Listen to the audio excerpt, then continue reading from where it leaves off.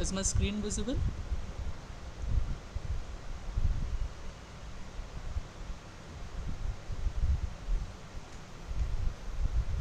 Okay.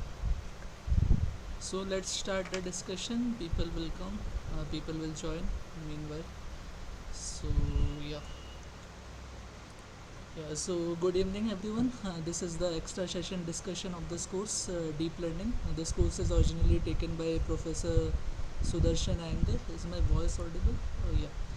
Yeah, Sudarshan Iyengar, Professor and head of the Department of Computer.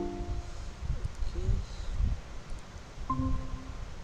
Yeah, this course is Deep Learning, and this course is originally taken by Professor Sudarshan Iyengar, Professor and Head of the Department of Computer Science and Engineering, IIT Ropar. And myself, Ayan Paul, I am a PMRF Research Scholar from IIT Kharagpur, and I am a PMRF TA of this course. My duties are I will solve some of the questions that are very similar to your assignment, so that whenever you will be solving your assignment, it will be easier for you. Okay, those are my duties, and already we have completed week 1 to week 12 discussions. Today is just an extra session. Okay, today what I will do is we will just see whatever the okay, someone is joining. Okay, we will see that whatever the things we have discussed, we will just verbally do a revisit, and then we will discuss those important question of those week, and I will also tell what questions might come in your exam, or which questions are more important. Okay, so this is the extra session for today. So let's start with the discussion. So in week 1, what we have discussed, we have initially started with the deep learning timeline. Deep learning timeline, see, it is a theoretical part. I don't think that it will come thoroughly in the exam, but still some of the important aspect, like what is the winter of AI, when from which duration to which duration the winter of AI was there, then like maculopat's neuron, which neuron was discovered earlier. So we know that earlier maculopat's neuron was discovered. It was, I think, in the year 1943, and then 1956-57 we got this perceptron. Okay, so these are the things you should know, the bit about neuron and etc. So this may come, this very slight chances or very low chances are there for this questions to come in exam, but still you should know a bit of timeline. Okay, bit of timeline, so that you can handle few questions. Okay, and then what is the maculopate neuron and what is the perceptron neuron?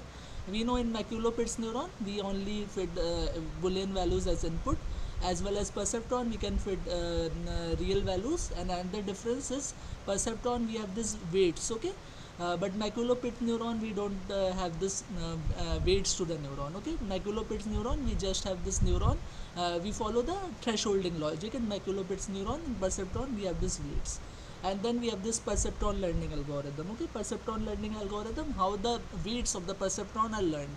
that is perceptron learning algorithm. Okay, and that we will also solve a question regarding perceptron learning algorithm.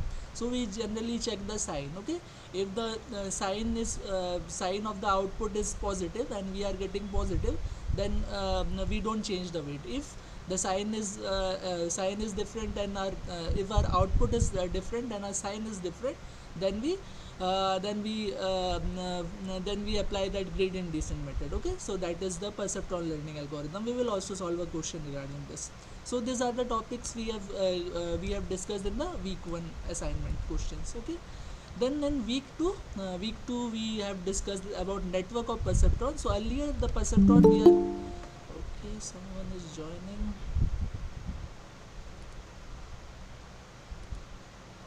Okay. Yeah, so earlier the perceptron we are discussing, it is just a single perceptron. But the problem with single perceptron is whenever we are solving complex function which are not linearly separable, just like XOR function. So the perceptron would not give you the results. Okay, or it does not separate the two set of points, or it does not classify two set of point if we use a single perceptron. So that is why we move from perceptron to this network of perceptron. And the theory that we are using is universal approximation theory. Universal approximation theory tells that whatever be the gates, whatever or how much complex is the gates, if that can may not be solved with a single perceptron, but whenever we use the network of perceptron, we can able to solve such problems. And then we move from perceptron neuron to a sigmoid neuron. Perceptron neuron also follows this very strict thresholding logic, but as we move from earlier the thresholding logic was like this, that is very tough thresholding logic. But then we move on to the sigmoid neuron. Sigmoid neuron we have this slightly better thresholding logic. Okay, so that is slight you can say slight less strict. So that is why we move from perceptron to this sigmoid neuron. And then the algorithm that we are using in learning all the weights, that is gradient descent. Okay, what is the gradient descent? Gradient descent means if you want to find this theta, okay, theta that is optimum, and we have to optimize our loss. What is the loss? There is something called predicted yp, and there is something called true yt. Okay, so predicted is whatever you will get from your network. Okay, and yt is whatever your true value. So if we just subtract it and just square it, so we will get the squared error loss, and our target is to reduce the squared error loss. So we want to reduce the squared error loss. We want to actually find the parameter for which our squared error loss is minimum. So for that we use our gradient descent algorithm. Okay, so this is about week 2. And then week 3 we have moved from this network of perceptron to finally feed forward neural network of perceptron. Again we are not using any activation function, but whenever we are talking about feed forward neural network, we are using different activation function like this sigmoid function or relu function or whatever. Okay, so that is a feed forward neural network. Then to learn the parameter, again we will use this gradient descent algorithm. But gradient descent in feed forward neural network, the way we learn this parameters, this is known as back propagation algorithm. Okay, back propagation, like your w1 will be w naught plus del w. Okay, del w. So del w you will add, and what is del w? Del w is nothing but minus eta, that is the learning rate, and dl by dw. So that is your back propagation algorithm for learning the parameter. Similarly, we can do this for the bias also. Okay, bias also you can find out by this method only, that is back propagation. And then we have this choice of activation function at different layers. So different layer we use different activation function. For example, in the hidden layer we generally go for this sigmoid activation function. But whenever we are talking about the output layer, the different activation function we use on the basis of either the task is classification or regression. Okay, if our task is classification, we use the activation function as this softmax function. Okay, and if it is a regression, we use something linear function. Okay, so that is the choice of activation function then that we do. Similarly, we have this choice of loss function. Loss function, if we have this classification problem, then we go for this cross entropy loss. But if we have this simple regression problem, then we use this mean squared error loss. And then again back propagation, that is the same thing from by which we learn this parameters. So this is regarding the topics that we have discussed in week 3rd. Now what we have discussed in week 4, yeah, the back propagation here we have discussed for simple by simple gradient descent. This part is known as gradient descent algorithm. But we know there are some limitation of gradient descent algorithm. So to minimize this limitation, we move from gradient descent to momentum based gradient descent. Actually, gradient descent is very slow. If your slope is not steep and slope is very flat, then we will take a much more time to converge to our parameter to get the lowest loss. Okay, so that is why we change from gradient descent to moment based gradient descent. And moment based gradient descent also has some limitation, that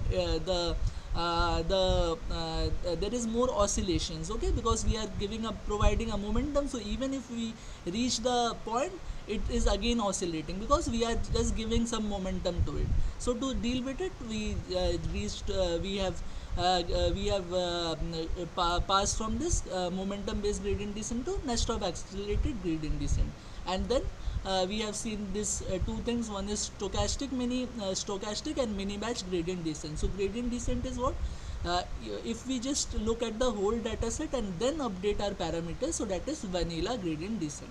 The gradient descent in all these three we are discussing, that is vanilla gradient descent. But there are two variations of this. One is stochastic gradient descent and another one is mini batch gradient descent.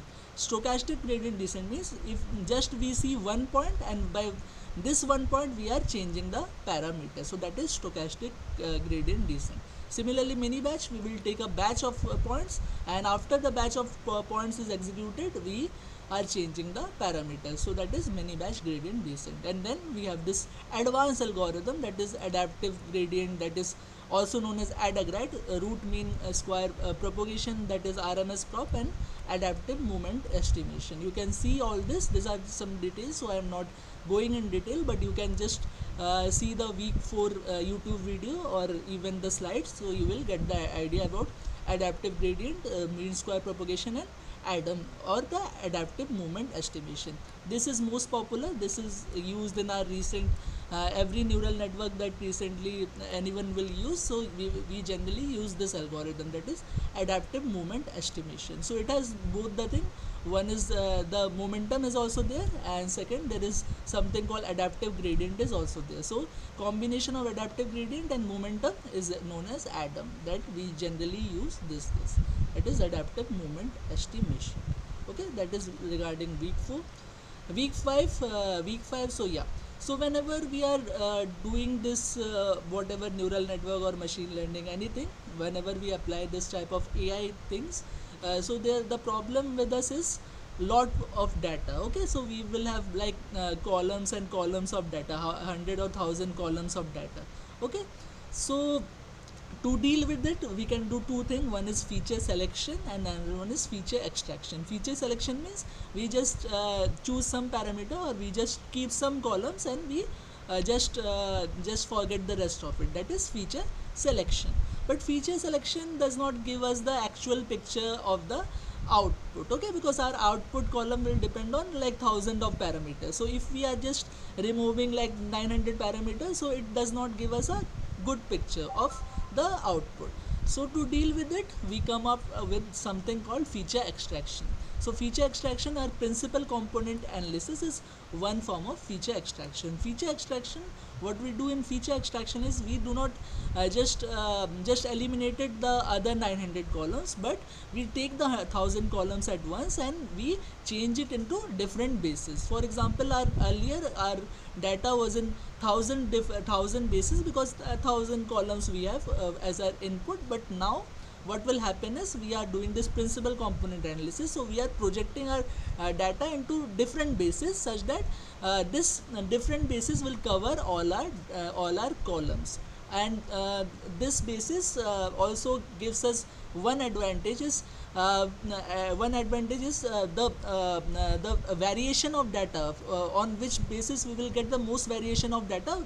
Those bases will keep, other bases we can just leave. Okay, so that is principal component analysis. Now the question is what type of basis we will use for projecting our whole data into those bases. That we will decide by our eigenvector. Okay, and eigenvalue, what this eigenvalue determine is the importance of those bases. For example, the basis which has most importance, or it will cover most variations of data, that will have more eigenvalue, and those basis which has not that much importance of data, that will have lower eigenvalues. Okay, so that is the relationship between your principal component analysis and your eigenvector and eigenvalues. Okay, and then we have this thing called eigenvalue decomposition. So any matrix can be written as one vector, that is eigenvector, and then we have something called eigenvalue that can be represented as lambda and then v minus 1. So this is the vector of that is eigenvector, and this is the inverse of eigenvector matrix, and the middle one is diagonal matrix consisting of all the eigen values. Okay, so by this any matrix like A matrix, we can just split it into this three matrix. One is the eigenvector, second is the diagonal matrix consisting of all the eigenvalues, and third inverse of the eigenvector. So that is eigenvalue decomposition. So if we just if we want to we want our eigenvector and eigenvalues, so we can just do the eigenvalue decomposition of the matrix. Okay, so that is eigenvalue decomposition. Similarly, there is another thing called SVD, that is singular value decomposition. Okay, so eigenvalue and eigenvectors that only works when the matrix is square, that is M cross. Okay, someone is joining. Yeah, matrix is square, that is M cross M. But what happens is if matrix is M cross N, so to deal with this, we come out with something called as singular value decomposition. So the formula is something similar. We just have something else this will be A M cross N, and we will have two matrix. We will have here the matrix of M cross M. Okay, and then we will have singular value. Earlier we have the diagonal matrix of eigenvalues, but now we will have diagonal matrix of singular value. What is singular value? Singular value is nothing but root of eigenvalue. The root of eigenvalue is known as singular value. So we will have again a diagonal matrix, but now this will be singular value and not eigenvalue. So let's say this is X, and then we will have something lambda. Let's say it's lambda only, and it will be of dimension M cross N, and then we will have this matrix, that is N cross N. So even I have also solved the question of singular value decomposition and eigenvalue decomposition. So you just go to the week 5 either YouTube video or the slide also you can refer, and there you can see the full solution of this singular value decomposition and this eigenvalue decomposition. So that we have learnt in week number 5. And then in week number 6 we introduce this new thing called autoencoder. So autoencoder, what exactly happens is that we have this raw input, but that raw input we don't trust. So we want our more abstract representation of the raw input. So for that we just put an autoencoder in our input layer. So that is autoencoder. Autoencoder also have this type, under complete and over complete autoencoder. So you can just check what is the under complete. That means if the number of neurons in the hidden layer of the autoencoder is more than the input layer, so that is known as over complete autoencoder, and if it is less than number of neurons in the input layer, that is known as under complete autoencoder. Then there is a link between autoencoder and PCA. You can refer to this week 6 slide. And then we have this three things, that is denoising autoencoder. That means we just put some noise to the input layer because we don't want this regularization. And then we have this sparse autoencoder and contractive autoencoder. You can just refer to your slides. And then we come up with the week 7. Week 7 we have discussed this bias and variance, again one of the most important topic if you are just discussing this machine learning or deep learning. This bias variance is the most important topic. So bias, what is bias, what is variance, you just go through it, and this is the most important topic. And then we have discussed regarding train and test error, then true error and model complexity. These two things also you can see, but this is the most important thing. This you must understand. This every exam they always ask this question, what is bias and variance, and they generally will give you some numerical also regarding bias and variance. So this is the most important topic. And then we have this different type of regularization like LASSO, L2 and etc etc. You can just refer to it, and there are many type of regularization. Why we do regularization? Because what happens is our training error comes to 0, but this does not imply to our test error. Okay, our test error will be something like this. So we want this point. At this point the training error will not be 0, but our test error will be minimum. So we want this point. So to reach this point, what we do, we provide some regularization so that our training error won't reach to 0. So that is the concept of regularization. Again, you can refer to this week 7 YouTube video, or even this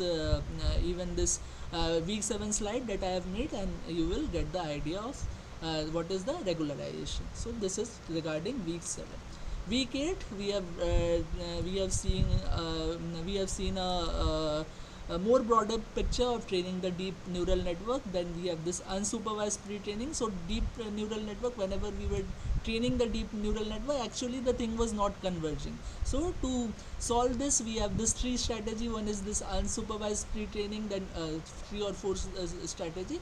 One is this unsupervised pre-training, second is beta, to choose a beta activation function, fourth or third method is beta initialization strategy, and fourth method is batch normalization. So these 4 things we follow to train the deep neural network, because earlier whenever we are training the deep neural network and we are not applying all this strategy, our loss was not converging. Okay, so to deal with it, we have introduced this 4 strategies. So that is about week 8.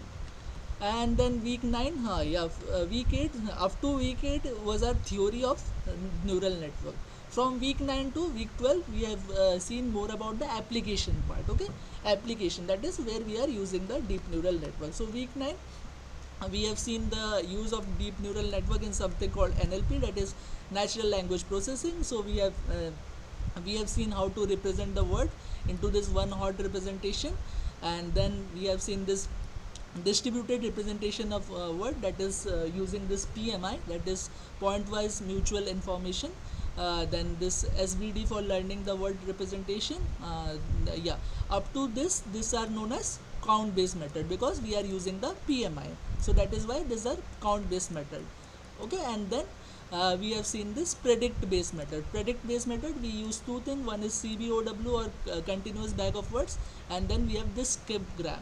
So continuous bag of words, we have context and we find the words. Skip gram, it is reverse of CBOW. That means we have this word, we find the context words. So that is word to vector, and this method is known as predict based method. So this is count based method, this is predict based method, and we have this glove representation, that is the summation of count and predict based method. So that is glove representation. And then we have seen this difference between the count based and the prediction based models. And so this week we have discussed completely about the NLP. Okay, in week number 10 we have we have seen about neural network applied to images. Okay, so this thing is known as convolution neural network. Okay, so what is this convolution operation? And then relationship between this input, output and filter size, this is very important topic. Okay, from this topic I can guarantee you some question will definitely come. Okay, that is the relationship between input size, output size and the filter size. Then we have seen this full convolution neural network. So convolution neural network is similar to neural network only, but we apply this two strategy. Once we have this sparse connectivity, second we are doing this weight sharing. So these are the two differences of neural network with convolution neural network. Then what we have done, we have done this training of neural network, same back propagation. Just we have to see this, that wherever there is sparse connectivity we won't find the gradient, okay, at that connection, because we don't have connection. So that is why that is the difference between back propagation applied to a simple neural network and this CNN. Then we have seen the success of CNN, like ImageNet on ImageNet. So we have this tree algorithm, AlexNet. Okay, someone is joining. Yeah, so we have this tree algorithm, this AlexNet, ZFNet, and this last thing is known as BGG. And then we have seen the more advanced version of it, like this GoogleNet and this ResNet. Okay, that is about success stories of ImageNet. And then lastly we have visualized the convolution neural network with some coding part. Okay, so that we have done in the week 10, that is regarding the CNN. Okay, and then in week 11 we have moved from CNN to RNN. Okay, RNN. Why we are require RNN? Because CNN or simple neural network won't solve your sequential learning problem. So to deal with sequential learning problem, we came up with this RNN. Okay, the RNN or recurrent neural network. So the algorithm which we use for training the recurrent neural network, that is back propagation. But here, as this is a recurrent neural network, that means the output get changed with time. That is why we have to apply this not simple back propagation but back propagation through time. Then what we have seen, the hidden state of RNN gets loaded, because after feeding of each input, the hidden state that get loaded. So to deal with it, we have seen this analogy, that is the whiteboard analogy, that is selectively read, selectively write and selectively forget. Okay, and to apply the RNN with this whiteboard analogy, if we just add this RNN with this whiteboard analogy, we came up with this two network. One is LSTM, that is long short term memory, and another one is gated recurrent unit. Both of these things use the same concepts, only different is here we have three gates and three states. Okay, here we have only two gate and two states. Okay, here we don't have this forget state. The forget state, here we have input, output and forget. Okay, here we have, okay, input, output and forget. Here the input and forget gate are combined. Okay, so that is why we have only input gate and output gate. So that is why we have two gate here and we have three gate and three state here. That we learnt in the week 11. Week 12 we have seen this introduction to encoder decoder model. So we might have a task like image captioning. Okay, so image captioning, so we are also captioning and we are doing the CNN for image. So that is why to deal with those problems we have this encoder decoder model. And then we have seen the application of this encoder decoder model. Attention mechanism, we have introduced this something called attention mechanism. Okay, attention mechanism means encoder, whenever we are encoding the input, so actually encoder, what it does is it first encoded the whole input and then feed it to the hidden state of the decoder. Okay, that the normal encoder decoder model does. But that is the problem, because we don't want the entire encoded information to be to fed into the hidden state of the decoder. That we do not want. So for that we come up with this attention mechanism in between the encoder and decoder model. And then we have seen attention over images. So images, same thing.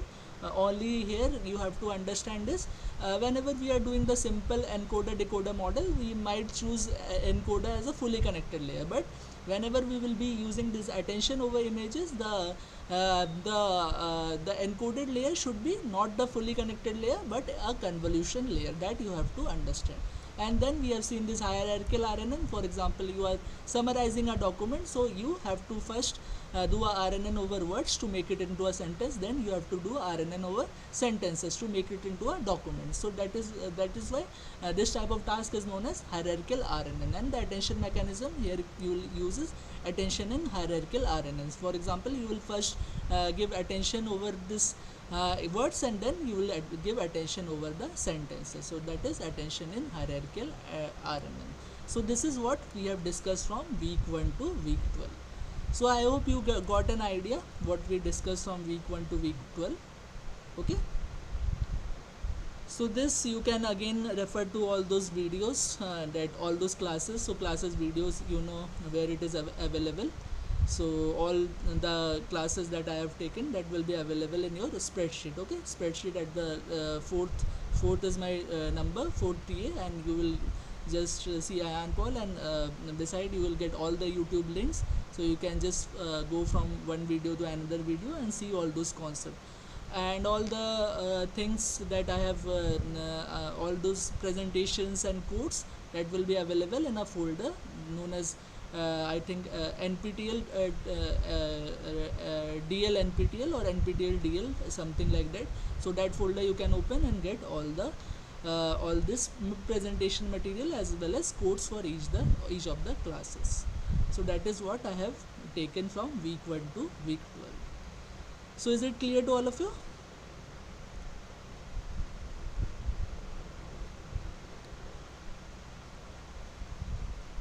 Okay. Okay, nice. So we will just do some questions. Okay, we will just revise some questions again. So it will be a good revision to all of you. So that is why I will just revise some of the questions previously that we have discussed. So it will be a good revision to all of you. Okay, so question number 1: which of the following statement best describe the difference between macular-pit neuron and the perceptron model? So any guesses for this? Okay, so let me read. Macular-Pitts neuron introduced numerical weights for input, while perceptron model did not. Macular-Pitt neuron allowed input to be numerical value, while perceptron model only used Boolean value. So these two are opposite. Actually, this numerical weights are introduced in the perceptron model, and numerical values are allowed in the perceptron model, not in the macular-Pitt model. So that is why these two are wrong. The perceptron model introduce numerical weights for input and mechanism. So this is right, because perceptron model actually introduced numerical weights for input. So option C is right, whereas this macular-Pitt neuron did not. And perceptron model was developed before the macular-Pitt neuron by Minsky and Peppers. No, macular-Pitt the perceptron model was discovered in I think 1957-58, whereas this macular-Pitt neuron was developed in 1943. Okay, so that is why this is also wrong. So this is only right. So you have to always remember that the perceptron model introduced numerical weights, whereas this macular-Pitt neuron did not. So this you always have to remember. And second thing, macular-Pitt neuron only take Boolean values, but perceptron model, it takes numerical, it can take real numerical values. So these two are the difference between macular-Pitt neuron and your perceptron model. Okay, so this option C is the answer. So let's move on to the next question. Choose the correct input-output pair for the given MP neuron. So this is the thing. We have this 3 input, x1, x2 and x3, and we have this threshold 2. Okay, so whenever the addition will be greater than threshold, it will give 1. Okay, so 1 is joining. Yeah, whenever the addition will be greater than 2, it will be 1, otherwise the output will be 0. So we have to just check. So 0 plus 1 plus 1, that is 2. 2 is greater than 2 or 2 is equal to 2? 2 is equal to 2, right? So our answer will be 0 here. But here the answer is 1, so this is false. Now 0 plus 0 plus 1 equals to 1. Our 1, so 1, our answer will be 0. Okay, because 1 is lesser than 2. So this is right. Then 0 plus 0 plus 0, our again answer will be 0 and 0. The addition will be 0, and if the answer will, by this logic, will be 0. So this is again false. Okay, and then 1 plus 1 plus 1, that is 3. addition is 3 and our answer will be 1. Okay, so this is also right. And 1 plus 0 plus 1, that is 2. 2 is not greater than 2, so 2 is not greater than 2, that is by 1 will not come, 0 will come. Okay, 0 will come. So this is also right. So B, D as well as E is your correct answer. So here what you have to remember, you have to remember the thresholding logic. Okay, thresholding logic, that whenever your value is greater than or equal to, somewhere it is also equal to, here it is only greater than given, greater than something, so your answer will be 1, otherwise your answer will be 0, or your neuron will not fire if it is less than threshold value. So this thresholding logic you have to remember. So this is a typical question of your maculo-pit neuron. Okay, so this is the regarding the question number 2. So B, D as well as E is the right answer. So let's move on to the next question. Which of the following Boolean function can be implemented using the perceptron? NOR gate, NAND gate, NOT gate and XOR gate. So whenever this type of question will come, like perceptron they are asking, so perceptron only solve linearly separable function if we are talking about a single perceptron. If we are talking about a network of perceptron, then it can solve any problem. But if we are talking about a perceptron or a single perceptron, it can only solve the linearly separable problem, or it can only classify the linearly separable classes. Okay, if it is not linearly separable, it cannot classify. So what we have to do, you have to just do the graphical representation of all the gates. Okay, so just do the graphical representation of all the gates, and here you can easily see that in case of XOR gate, okay, in other gate it is okay, but in case of XOR gate it is not linearly separable. You cannot separate this two blue point with two red point. Okay, you cannot separate with a single straight line. Okay, that is why it is, as it is not linearly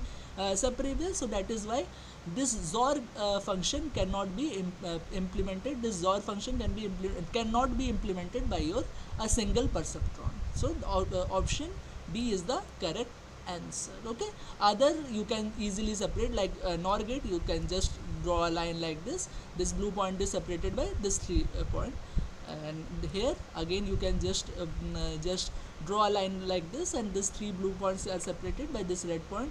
Here again you can draw a line like this, again it is linearly separable, but here it is not linearly separable. So that is why option D is the correct answer. That is okay. So here the question was reversed. Which of the following Boolean Option function, D is yeah, wrong. can Hmm. be implemented? So this is wrong. Other 3 can be implemented. Okay, option A, B, C can be implemented. Okay, someone is joining. So yeah, so option, yeah, this XOR gate cannot be implemented, other 3 can be implemented. Here the question was which one can be implemented. So yeah, this XOR gate cannot be implemented, other 3 can be implemented. That is option A, option B and option C can be implemented. So ABC is your correct answer. So this is regarding which type of question you can solve by a perceptron. Remember, this is regarding only a single perceptron. If you are giving a network of perceptron, so you can solve any Boolean function, whether it is linearly separable or not linearly separable. So that theorem we called as universal approximation theorem.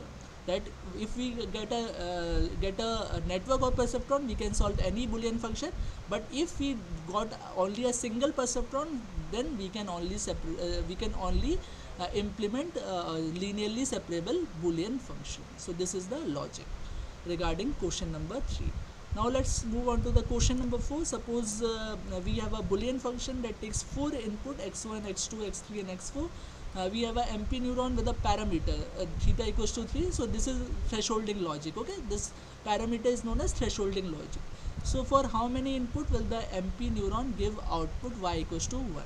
So whenever it is greater than equal to 3, with the summation of all the four input, that is, it can take 0 and 1, it can also take 0 and 1, 0 and 1, 0 and 1. So whenever the solution of all the 4 will be greater than equal to 3, then only your output will be 1, otherwise your output will be 0.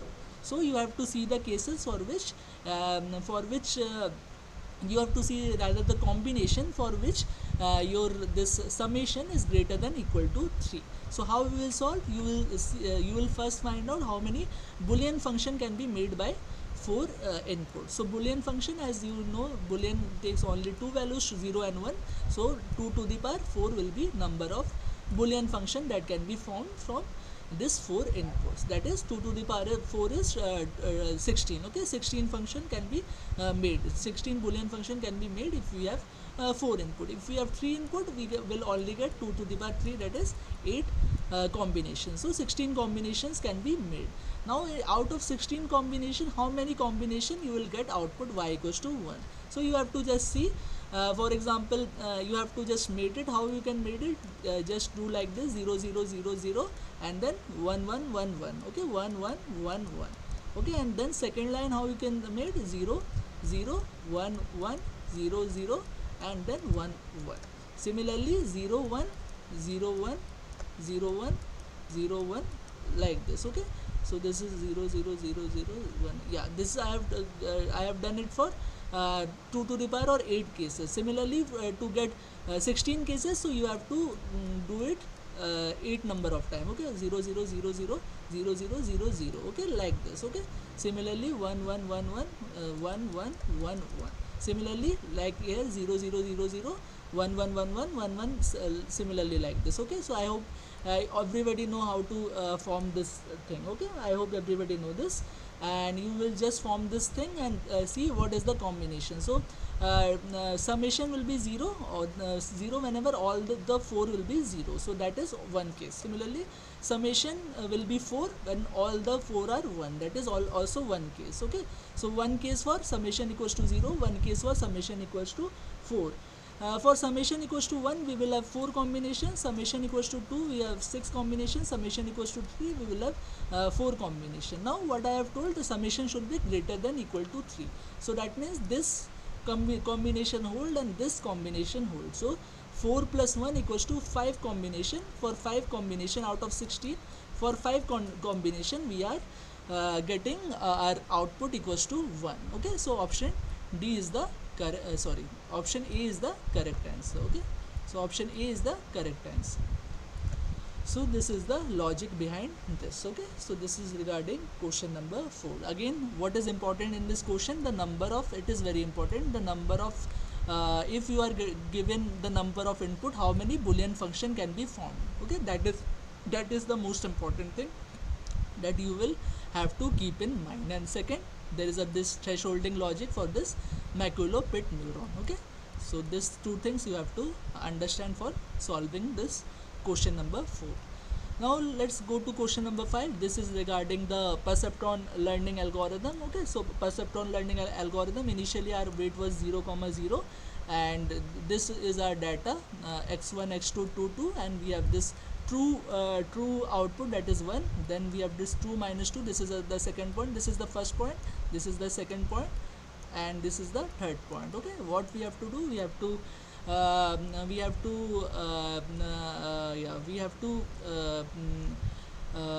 implement this perceptron learning algorithm, and we have to find a W for which the algorithm converges. That means it gives us the true output. Okay, if the predicted output will be equal to our true output that we want to check. Okay, so how we will do, we will only check the sign of it. Okay, so just put this, we have this thing, so yeah, we have weights. Okay, weights is 0, 0. So first we will write 0 into this plus 0 into this, and then our answer will come 0, as 0 is not the correct sign for 1. Okay, so that is why it is an incorrect.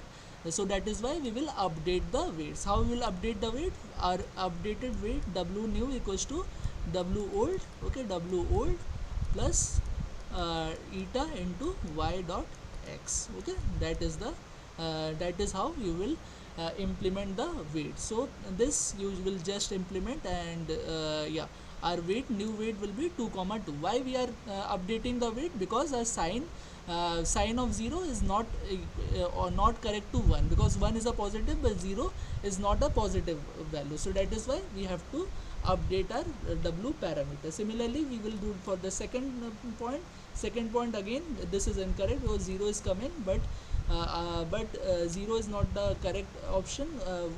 Correct sign of 1, correct sign of 1 is positive, so 0 is not the correct sign of 1, so that is why again you have to update the parameter. Okay, so again you just update the parameter. Previously your weight was 2 comma 2 in this, and then 2 comma 2 plus 1 into 1. Yeah, here we are using the learning rate eta, and learning rate, as there is nothing given in the question, that is why learning rate we are assuming 1. Okay, 1 is the learning rate, 1 is the value of y, and then you have to multiply the weights. So now it is coming 4 comma 0, and now we will again apply 4 comma 0. Now our new weight is 4 comma 0. Earlier our weight was 0 comma 0.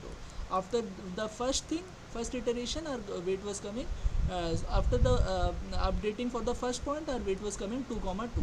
After updating for the second point, our weight was coming 4 comma 0. Now we will use the 4 comma 0 weight, and after using 4 comma 08, our sign is coming negative, so this value is also negative and sign is also coming negative, so no update is required for this. So 4 comma 0 is right for the first iteration, and second we will again do for the second iteration, because in first iteration this value was incorrect, this value was incorrect. Now we will check after this 4 comma 0 our value is satisfying or not. So after 4 comma 0 our value is satisfying, this is also satisfying, this is also satisfying, so 4 comma 0 is our final weight. So this is the perceptron learning algorithm. Okay, PLA, perceptron learning algorithm. So you just see what are the steps that we have followed. It is a easy question, just you have to keep in mind what exactly to do. So this is just the update rule you have to remember, that is w new equals to w old plus eta into y into whatever the previous weight was. Okay, so previous weight, yeah, this is not x, actually this will be w. Okay, previous weight, so w equals to w plus eta into y into your previous weight. So this you have to remember, and your answer will be coming. Okay, so this is a perceptron learning algorithm. Okay, you can I hope you all understood. If you are not understood, you just refer to the lecture, I think lecture 1. Okay, lecture 1 only. So lecture 1 you refer, and you will get the idea what exactly is happening. So option C is the correct answer. 4 comma 0 is the correct answer. Option C is the correct answer. So let's move on to the next question. What is the output of a perceptron with weight vector w equals to this, bias equals to -2, and input equals to this? Okay, so how you will solve this question? Either you do this w2x and add the bias. If we are doing this, then our thing is from I is from 1 to n. Okay, either you can do this, or what you can do, you can modify this weight vector and the input vector, and you can put a x naught here. X will be the same, but here you will write x naught. Okay, and value of x naught is always 1, and then whatever it is 1, 0 and -1. Okay, and then what you can modify with w also, w will be w naught. What will be the value of w naught? Value of w naught is nothing but the bias, that is -2. Okay, -2, and whatever the bias, whatever the weight was 2, -3 and 1. Okay, and just do w t x. Okay, there can be a doubt regarding the multiplication. So you know, when the matrix is multipliable, when this is, let's say this is m cross n and this is n cross x, okay, then only the matrix is multiplied. If this is also n, this is also n, then only the matrix is multiplicable. Okay, otherwise the matrix will not be multiplicable. So how we are doing this WTX? Actually, whenever we are taking any input, we are assuming this is of this, that is this is a this is not a this is not a this is only a row vector. Okay, this is not a column vector, so that we always assume. So x will be 1, 1, 0 and -1.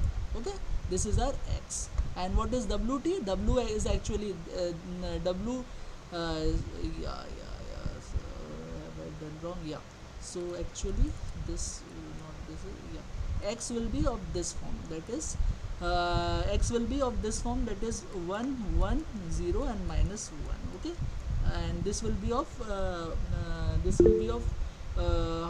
what how many rows? One row and four column, right? And here what is will be your w is no, x we have to change like that. I was right. The x will be like this, okay. X you have to make like this, okay. X you have to make like this, that is 1 1 0 and minus 1, okay. And w you will w is actually this, that is minus 2, okay, 2 and minus 3 and 1, okay. And then you will do wt, and whenever you will do wt, that will change into this minus 2 2 minus 3 and 1.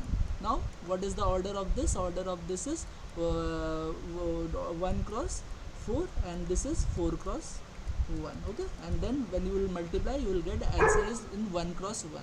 So what will be the answer? Minus 2 Minus plus 2, 1. yeah, plus 2, and this is minus 3 into 0 is 0, and 1 into minus 1 is minus 1, Minus 1 is okay. the So answer. minus 1 will be your answer, that is option C.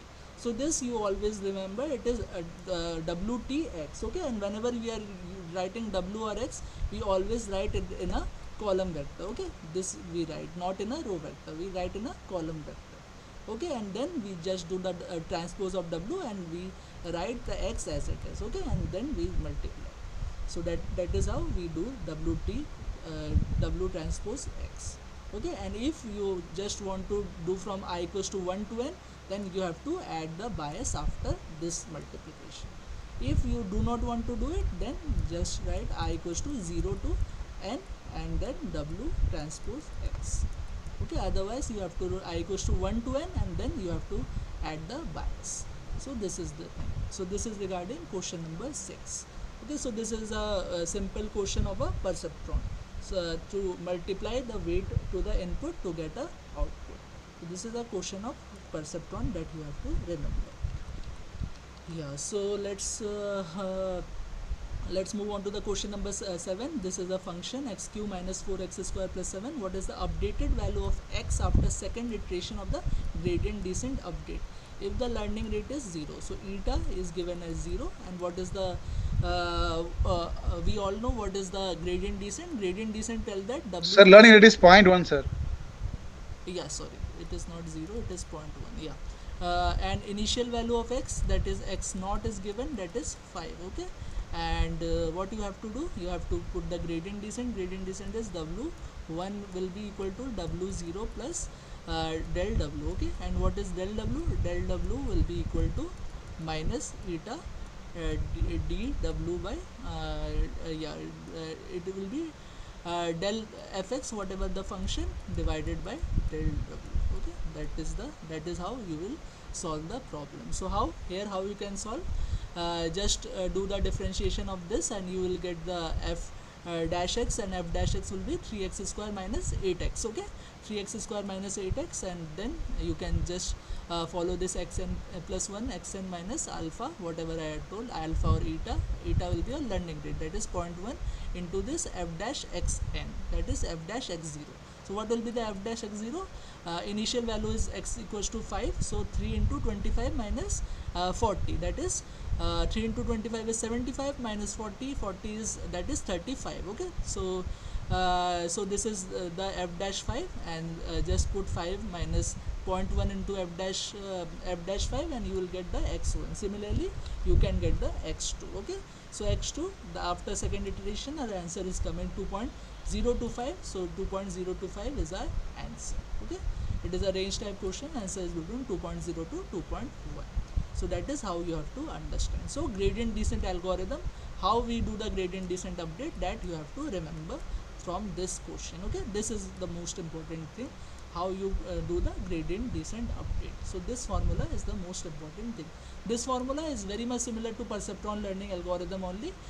In perceptron learning algorithm, instead of f dash x, we do the w into this y, okay. In this we do not do this w into y, we do this thing, okay. So that is the difference between uh, perceptron learning algorithm and your gradient descent update. So this you also remember, this is a very important question. Okay, So so f of x function. So excuse me, sir. F of x function. It is like it's a threshold function, or like it is an function that relates input and output. here F it of is x a is a function. here we are just doing the gradient descent. We are not doing for any neural network. So here fx is a function, fx is a dependent function of x. Okay, x is independent Okay. and fx is a dependent function of x. Okay, Okay. It's not about neural network. not Just about neural gradient network. descent. Yeah, it is only about Okay, gradient I do descent update. understand. Okay, Yeah. whenever we will Okay. do Okay. the Okay. neural network, then it will be dependent on weight and bias. Then our Ah. formula Okay. will Okay. be something like that. But as here we are doing only for this, so our this will be del fx by del x. Okay, this will be thing, or and this is nothing but differentiation. So you can write just f dash x. Okay, so this is the thing. So let's move on to the next question. We have this classification problem with label 0 and 1, and we train a logistic model and find out w naught learned by our model is 20, and we are to predict the label of the new test point x which we trained, and we know this wtx equals to 1. Which of the following statement is are true? We cannot make any prediction regarding wtx, and it does not make sense. The label of the test point is 0, the label of the test point is 1. We cannot make any prediction as we do not know the value of x. Okay, so how we will solve the problem? This is a question of sigmoid neuron. Okay, sigmoid neuron. So from perceptron we have moved in this question to sigmoid neuron, and this is the formula of sigmoid function. Okay, sigmoid function, actually sigmoid means all the s curve is known as sigmoid function. Sigmoid also we have two variation. One is logistic and another one is tan h. So whenever we just say just sigmoid function, so actually we are denoting the logistic function. Otherwise we tell the tan h function. Okay, so that by that you can differentiate. But if you have been told what is the sigmoid function, so all the s shape function are sigmoid function. Okay, so that is the thing. So this is the formula of sigmoid function, or more precisely this is the formula of logistic function. So this formula you always have to keep in mind. In this z, what is the z? Z is nothing but whatever you are getting the output of a perceptron, that is w naught plus wtx. Okay, so w naught we have been given w naught as 20 and we have been given wtx as 1. So our z will be nothing but 21. You just put 21 in this and our answer will be very much closer to 1. Okay, very much closer to 1 means our label of the test point will be 1. Okay, the sigmoid neuron will fire and the label of the test point will be 1. Okay, so this is the thing. Approximate value, if you will do the approximation of this 1 by 1 plus e to the power minus 21, this thing will be very small. Okay, as this thing will be very small or close to 0, it is actually 1 plus very close to 0. Also it will be approximately equal to 1. So label of the test point will be equal to 1. So option C is the correct answer. So this is regarding the sigmoid neuron.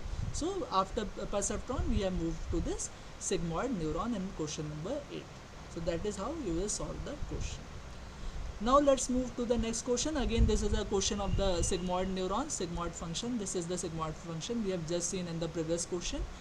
So where w is a positive value, yeah, the weight is a positive value here. Select all the correct statement regarding this function. Increasing the value of w decreases the sigmoid function. Increasing the value of w increases the slope of sigmoid function. Increasing the value of b shift the sigmoid function to the left, and increasing the value of b shift the sigmoid function to the right. So whenever we get this sigmoid function, we have this two parameter. One is w, that is the weight, and another one is b, that is the bias. So whenever we just increase the weight, our slope actually increases and makes our sigmoid function steep. So option B will be correct answer. So whenever we just increase the w, our slope will be steep. Okay, our slope actually increases. So option B is right. And whenever we just increase the value of b, our function changes to our function rather shifts towards the left. Okay, not the right, our function shift towards the left. Okay, so option B as well as option C is the correct answer. So that is why the w is known as the scaling factor and b is known as the shifting factor. Weight is the scaling factor, that is why by increasing the weight this slope increases, and by increasing the bias our function move towards the left. Okay, so this two you have to understand. W is the weight factor and B is the bias or the shift factor. Okay, W is the weight and the scaling factor, B is the bias, the shift factor. Okay, these two you have to understand. So option B as well as option C is the correct answer. Okay, so this is regarding the question number 9, that is regarding the sigmoid function. So we are into the sigmoid neuron. So perceptron we have discussed, and these two questions are regarding the sigmoid neuron. Okay, this question number 8 was also regarding sigmoid neuron. This question number 9 is also regarding the sigmoid neuron. So B as well as C is the correct answer. Now we are moving to question number 10. How many Boolean function can be designed by 4 inputs? Okay, so how many possible combination can be done by 4 input? We have just seen in a question the number of possible combination of 0 and 1 that can be done with the 4 input is 2 to the power 4. Now here it has been told how many Boolean function can be designed by this 4 input. Now whenever we talk about Boolean function, again Boolean function take the value 0 and 1. So total number of Boolean function will be 2 to the power 2 to the power 4. So again I am repeating the number of possible combination of 0 and 1, that is 2 to the power 4, that is we will get 16 possible combination. But here it has been told number of Boolean function that can be designed by 4 input, that is 2 to the power 2 to the power 4. That means 2 to the power 16, 2 to the power 16 is I think 65536. So option A is the correct answer. So this again you have to remember. Okay, how many Boolean function can be designed by 4 input. This is again important in case of perceptron or this maculo-pit neuron. Okay, so this you have to keep in mind. So it is 2 to the power 2 to the power n. So answer will be 65536. That is regarding question number 10. Okay, then question number 11 and 12 will be solved will be based on this this diagram. So this is a diagram, this is an input layer, this is regarding neural network. Now we are entering into neural network or feed forward neural network. Okay, FFNN. Okay, feed forward neural network. So what is a neural network? We have this input layer, we have some hidden layers in between, and then we have this output layer. Now input layer we have this 3 neuron, hidden layer we have this 1 2 3 4 5 6 neuron in the first hidden layer. Second hidden layer we have this 4 neuron, and output layer we have this 2 neurons.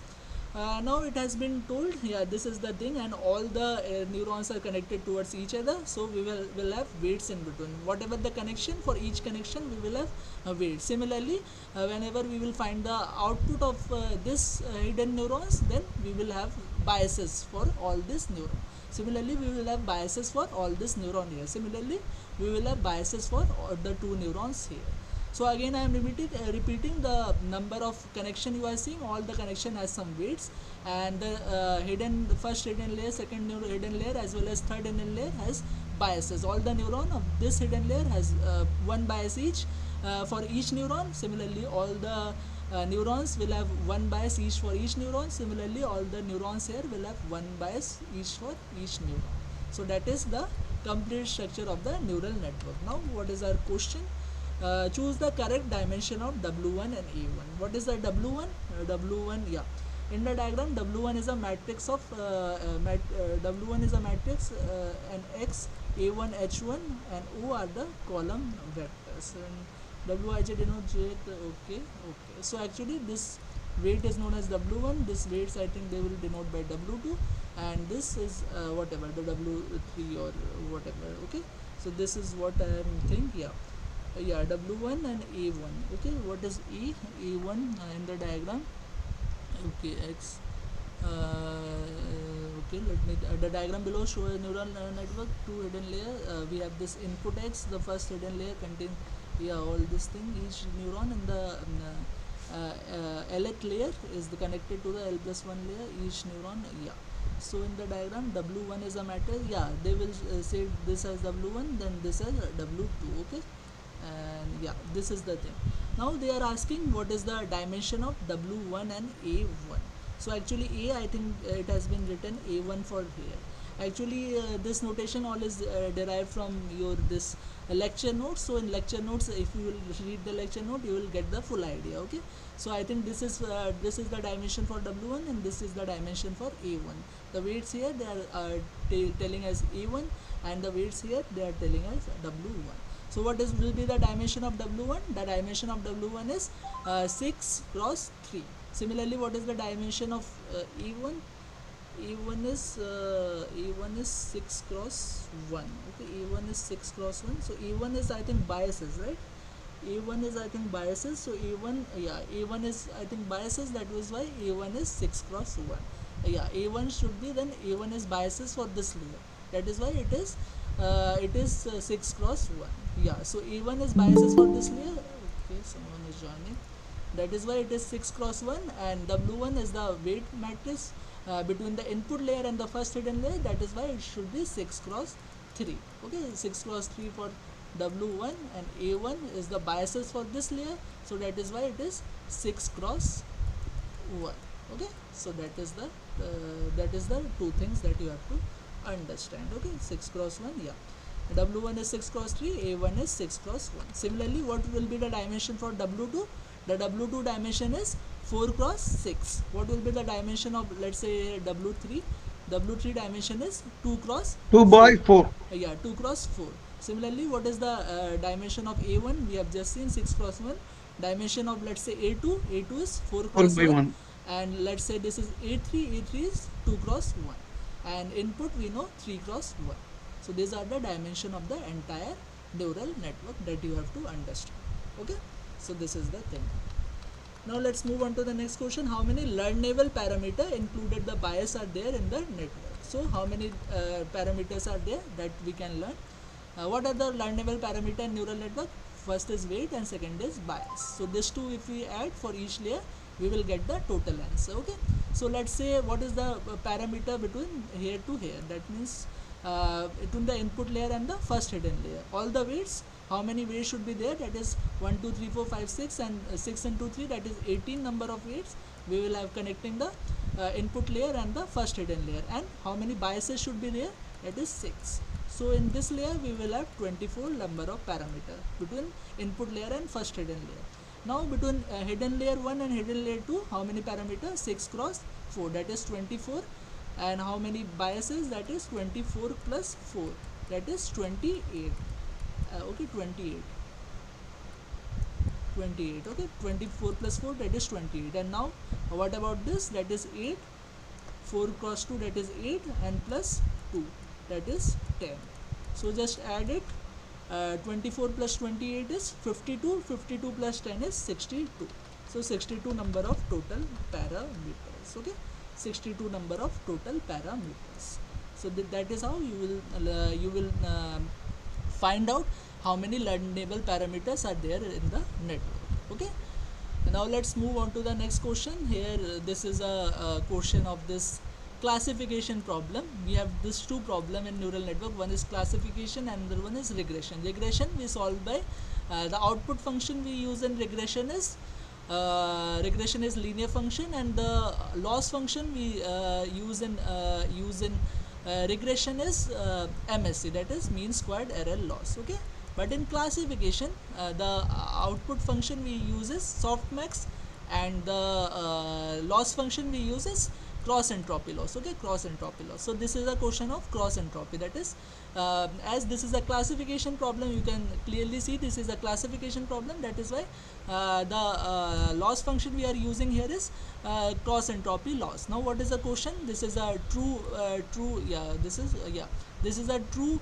value. This is not a predicted, but this is a true output value, and which of the following distribution will give the lowest cross entropy loss. So what is the formula of cross entropy loss? This is the formula of cross entropy loss. And when will be the cross entropy loss minimum? When this Pi will be equal to Qi. Pi is the probability of the true distribution, and Qi is the probability of the predicted distribution. Now we have this predicted. If we just find the probability of the predicted distribution, and we just equate with probability of the true distribution, and we just equate it with probability of the predicted distribution, then we can find probability of the predicted distribution for lowest loss. Okay, so probability of true distribution we can easily find out. Car, how many car we have? What is the order? Car, bus and bike. Okay, this is the order. Car, how many car we have? 1 2 3 4. Okay, 4 by 9. 1 2 3 4 5 6 7 8 9. Yeah, 4 by 9 is the probability of your car. What is the probability of bus? 1 2 3 3. 3 by 9 is the probability of the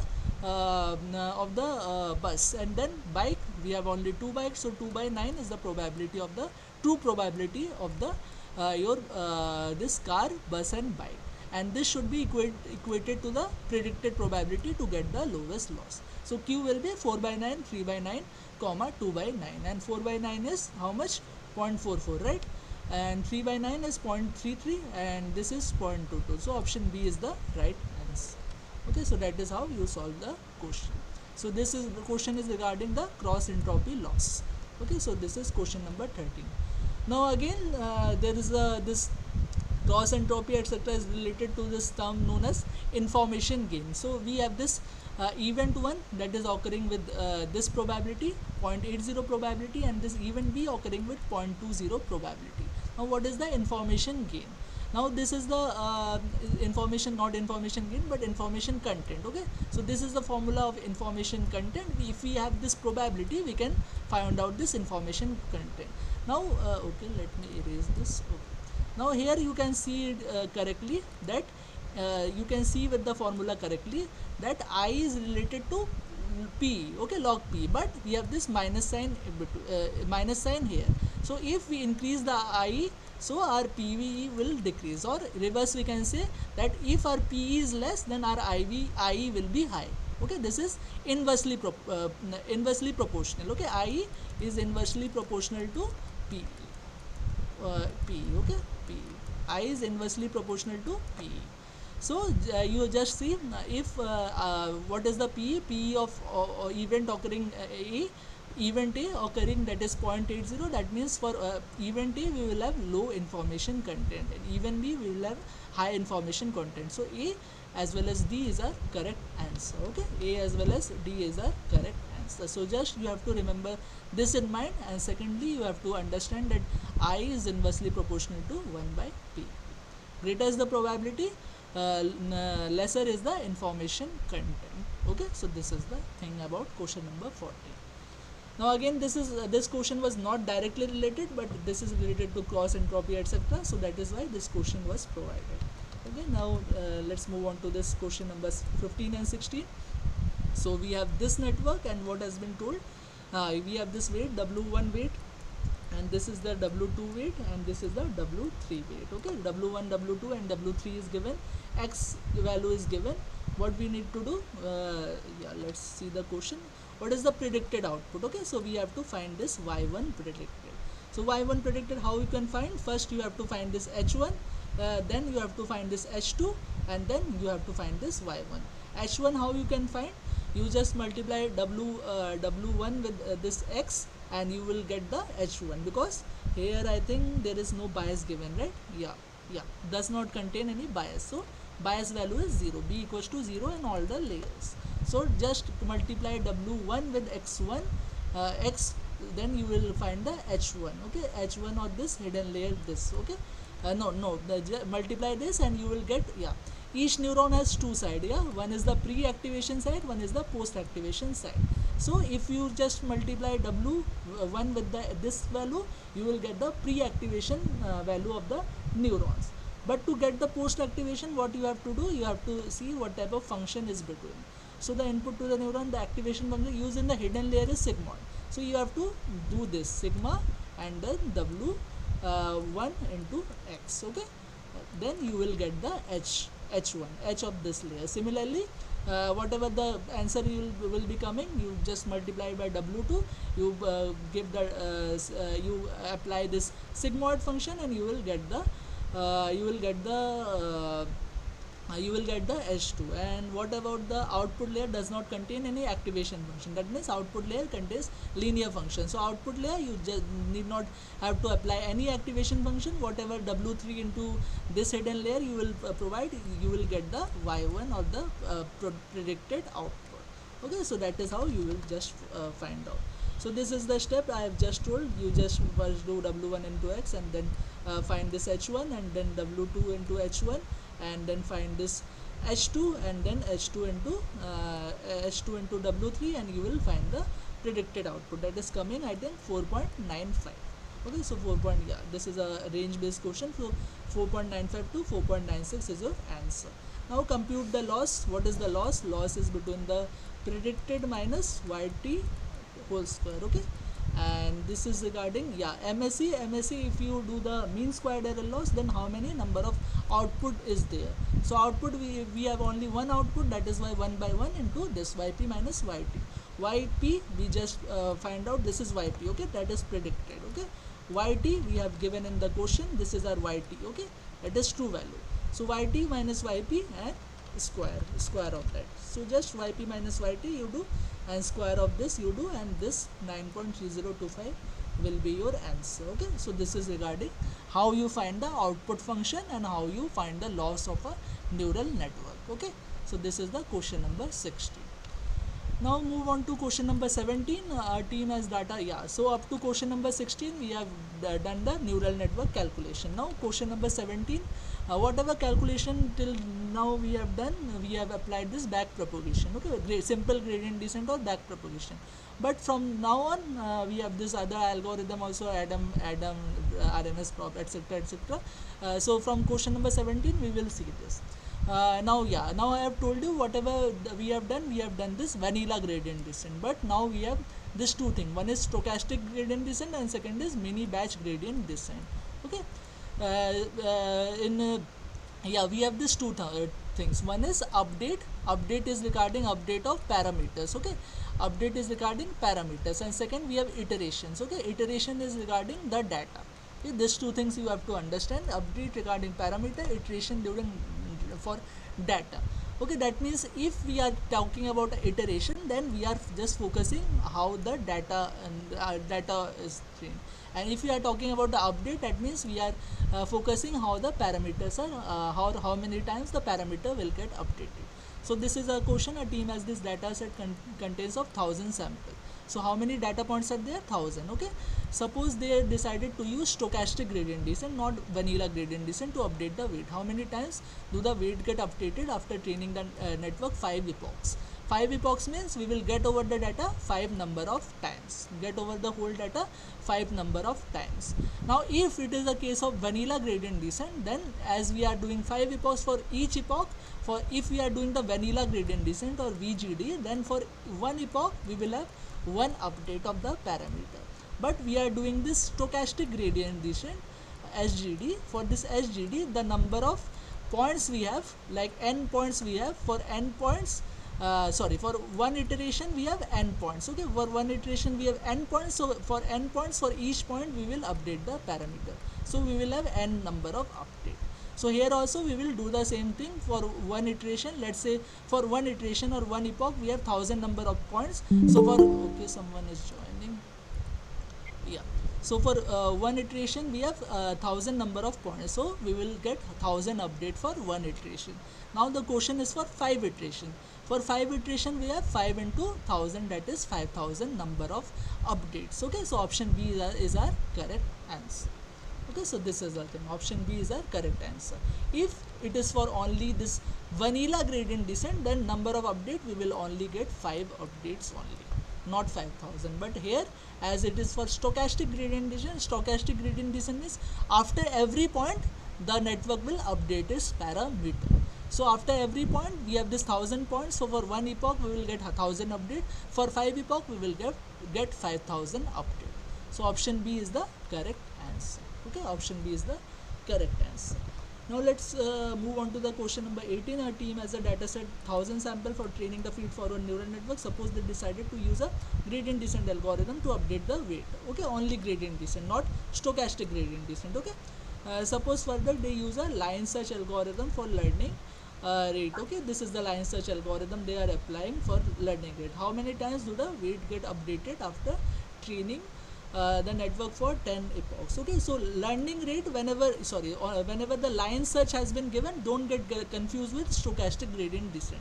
Line search does not contribute anything towards the update. Okay, line search means it will search the best eater or best learning rate, and it will update accordingly. Okay, so it does not update according to all the learning rate, it will update according to the best learning rate.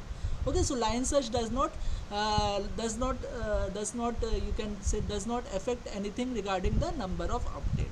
Number of update will be affected by either gradient descent or stochastic gradient descent. Okay, so here we have 100 sample, but we are doing a gradient descent, and we are doing a 10 epochs iteration. So how many times do the weight get updated? So our weight will be updated only 10 times, because we are doing a simple gradient descent, 10. not a stochastic based gradient descent, simple gradient descent or vanilla gradient descent.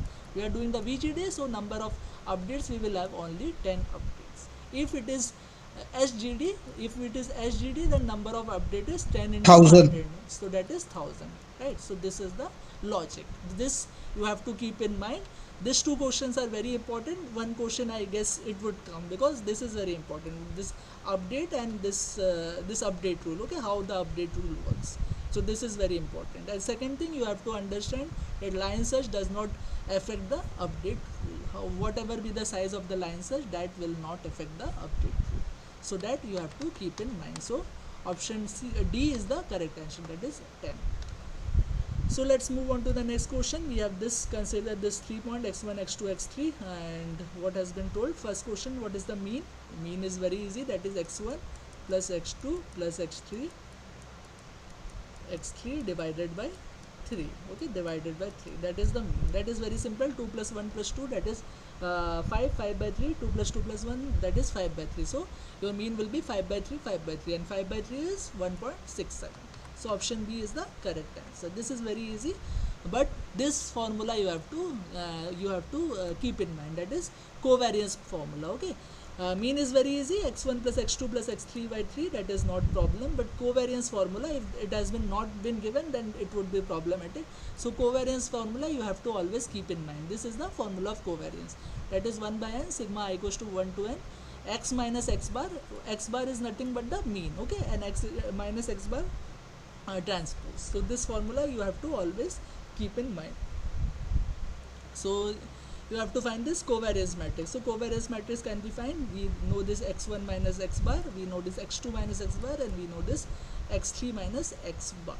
Now we can simply do this, that is x1 minus x bar into x1 minus x bar transpose. We can just simply do it and we will get the answer. Okay, and yeah, and then we have to divide it, because 1 by n is there, so that is why 1 by 3 into this. So this formula, please keep it in mind, that is this covariance formula. Okay, and why covariance matrix is important? Because whenever we are doing the PCA, whenever we are doing the PCA, we are getting a matrix for our data. Okay, this matrix we have to convert to a covariance matrix, and in this covariance matrix only we have to find this two things, that is eigenvalue and eigenvector. Okay, eigenvector. Okay, eigenvalue and eigenvector of this covariance matrix we find out.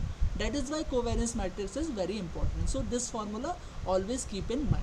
So we just got the covariance matrix. Now the maximum eigenvalue of the covariance matrix. So to get the maximum eigenvalue, we have to do the eigenvalue formula, that is a lambda equals to that is ax equals to lambda x. Okay, ax into lambda x. Sorry, ax equals to lambda x. Now a is not our matrix, but what is our matrix? Our matrix is c. So c lambda into cx. Again I am writing cx into c lambda.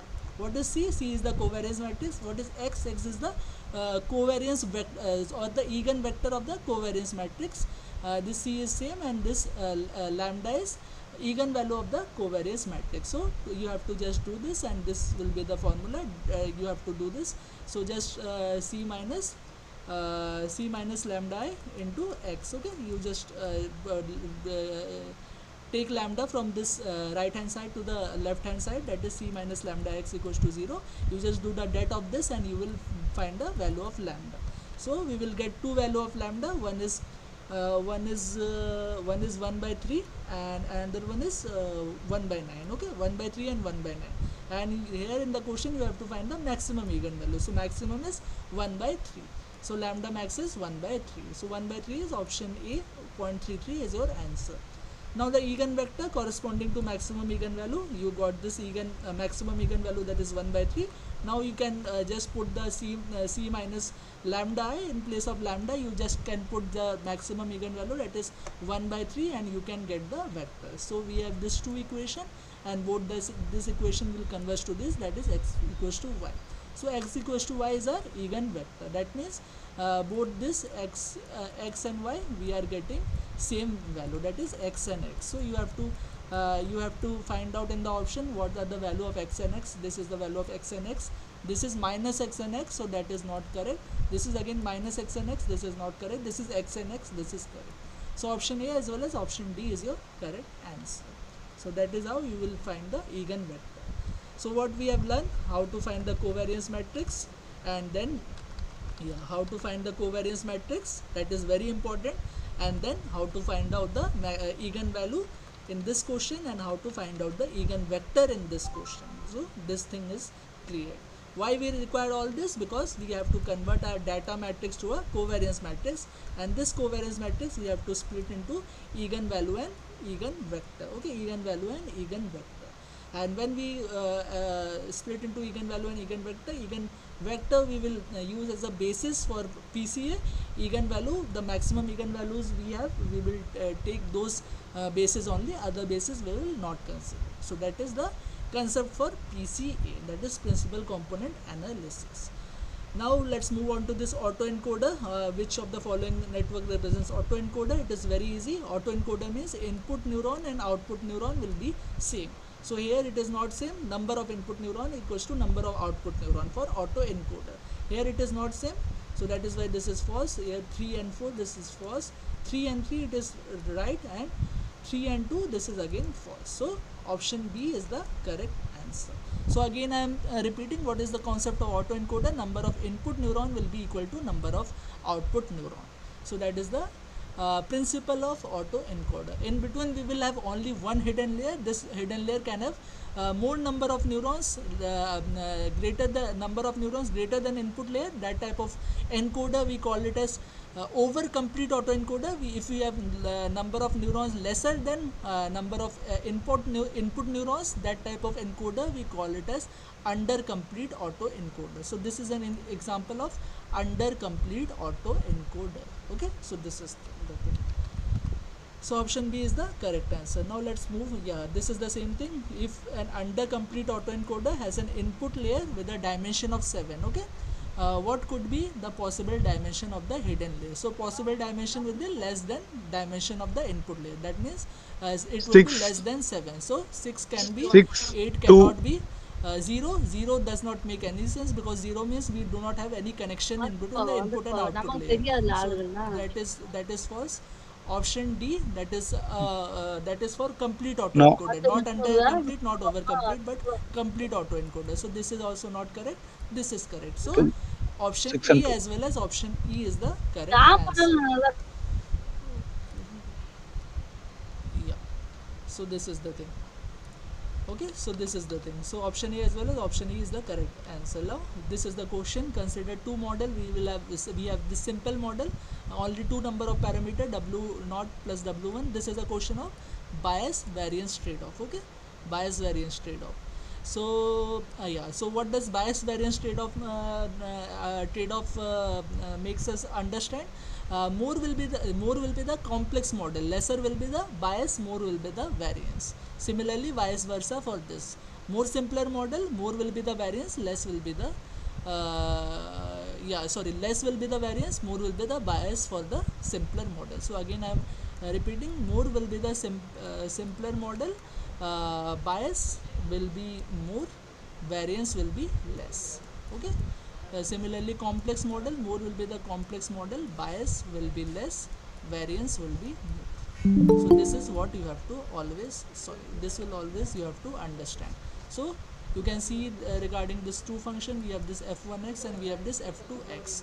Okay, f1x means f1x is the simpler model, f2x is the complex model. Okay, so you have to understand this. Now which of the following model is higher complexity?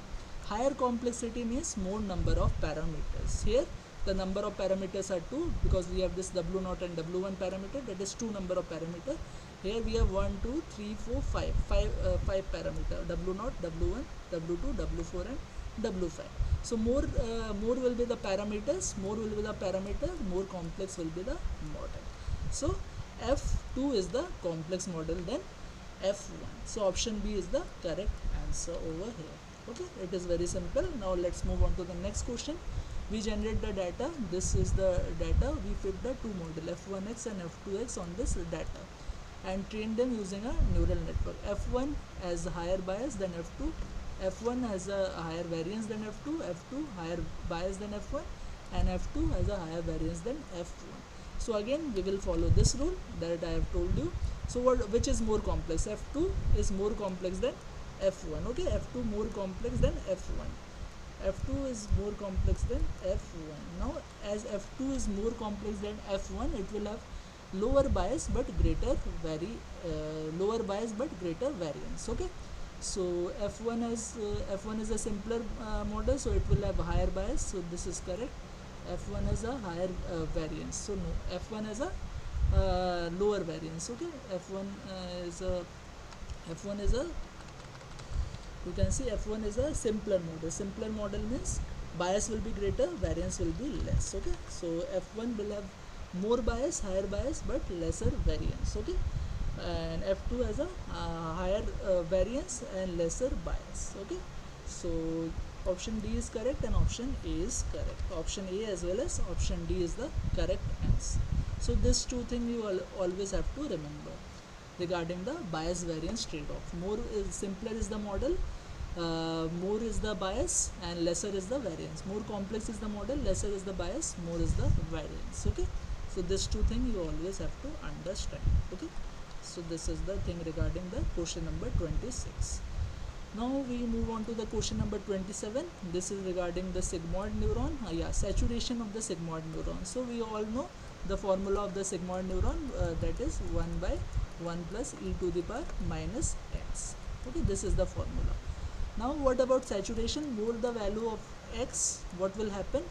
This will reach to minus infinity, and 1 by infinity, this will be 0. Okay, so you can refer to this. So minus infinity means if we go towards the large negative value, then minus infinity is 0, so it is 1 by 1 plus 0, so that is 1. That means if our value is very large negative, then our sigmoid neuron will reach to if it will have large positive value, because already negative is there. So if it has large positive value, then it will reach to 1. If it has large negative value, like if it has large negative value, then what will happen? This will be infinity. Okay, this will be infinity, and 1 by infinity will be approach to 0.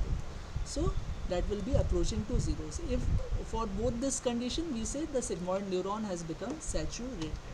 Okay, so we have to find out those value for which the sigmoid neuron is saturated. That means the value either very close to 0 or very close to 1. Okay, not 1. Okay, because we know a sigmoid neuron cannot reach 0 or 1, it can tend to 0 or 1. So that is why this is false. This is correct because it is tending to 0. This is correct because it is tending to 1. So option A as well as option D is the correct answer for this question. Okay, you just have to keep in mind this formula for the sigmoid neuron. So this is regarding a choice of activation function.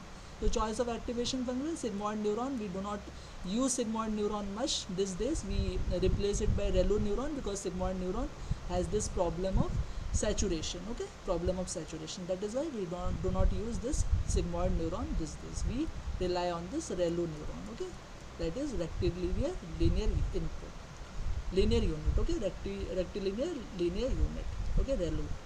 So this is regarding this question number 27. Now let's move on to the question number 28.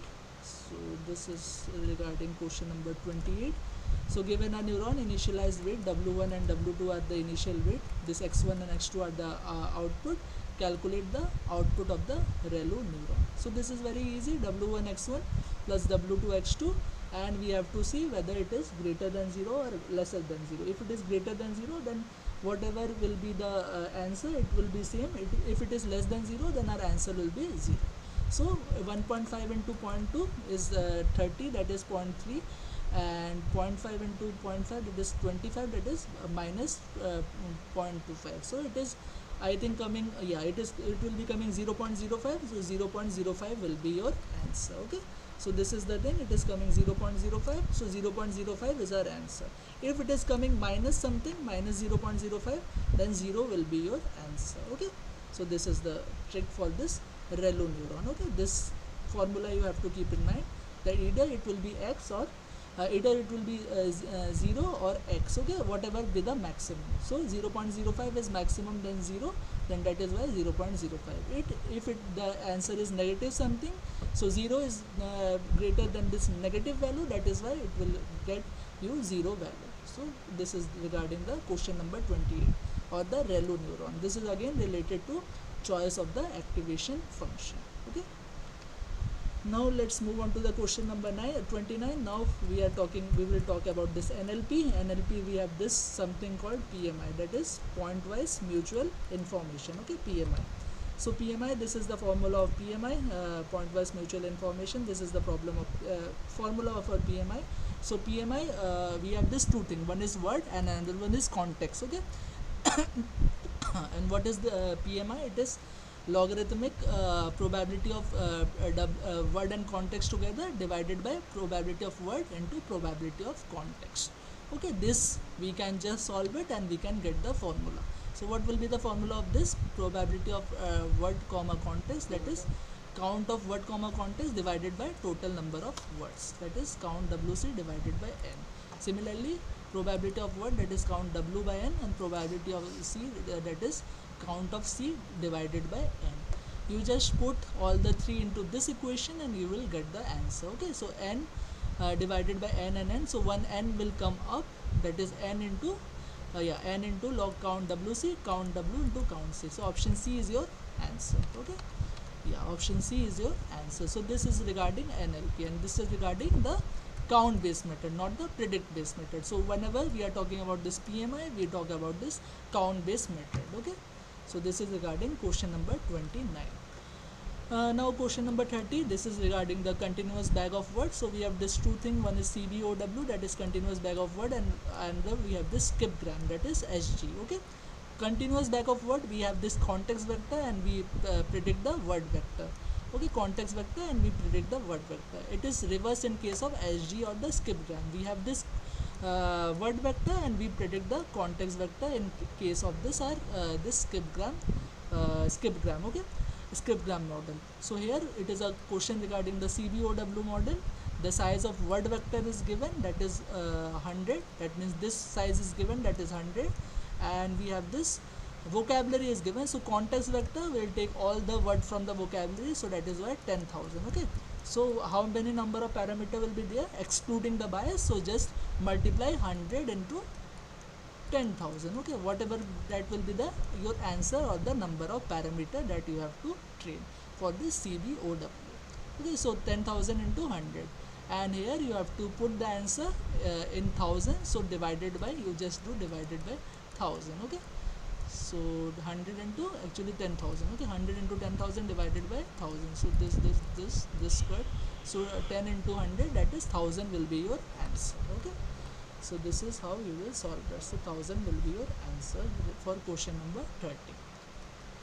Now let's move on to the question number 31. You are given this two word car and bus. Okay, and we have done this one hot encoding. Okay, now what is the Euclidean distance between the car and bus? So any two words, you are, if you are doing a one hot encoding, so the distance between two words is always true. How?